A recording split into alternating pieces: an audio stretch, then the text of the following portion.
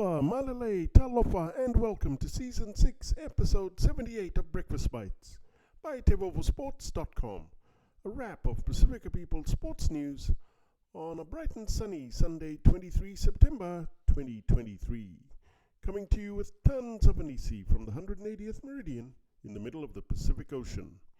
The latest Rugby World Cup 2023 results so far this weekend: England 71-0 over Chile in Lille.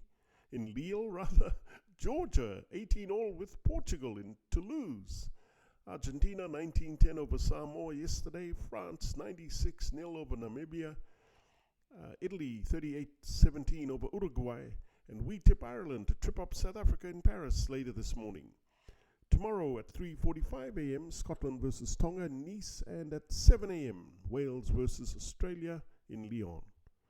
Wallabies head coach Eddie Jones said yesterday every team has matches like this during a Rugby World Cup, and for this young team it is this week. We've prepared well, are focused on what we need to do, and we're ready to fight. In Rugby League, the Australian Prime Minister's 13 escaped with a hard-fought 30-18 win over the Papua New Guinea Prime Minister's 13 in Port Moresby, with Australian head coach Mal Meninga praising both sides post-game, as well as the PNG fans who came out in droves to support their country yesterday.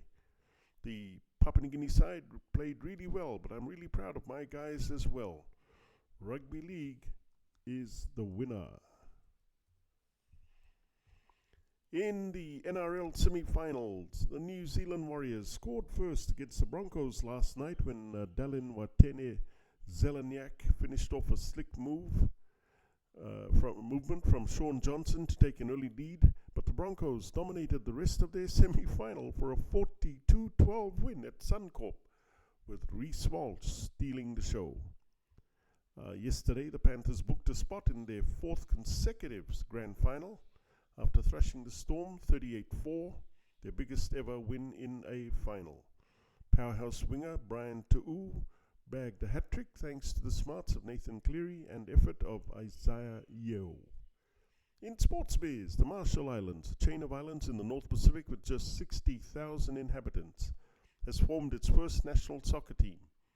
They were the last country recognized by the United Nations without a national soccer team. So now the Marshall Islands will receive at least US $1 million from FIFA for football development. And in football, after their clubs spent nearly US $1 billion buying new players and superstars like Neymar and Karim Benzema, the Saudi Pro League is averaging only 8,500 fans per game. A 24% increase from last year, but much lower than the 40,000 the EPL averages. In combat sports, ex-UFC star Jason Mayhem Miller has been arrested again. Miller was arrested for the 12th time in the last 12 years following an altercation at a West Hollywood nightclub last month. By the time police arrived on the scene, Miller had fled, but he was arrested the following night after returning to the nightclub. Mayhem has served time for felony, domestic violence, vandalism, attempted grand theft, and resisting arrest. And that's a wrap. For TEIVOVOsports.com, I'm Kaldan Kamea. Please hit the like and subscribe buttons below if you want to receive more Pasifika sports highlights on Breakfast Bites. Mahalo, kakite, and thank you all tumas for all your love and support.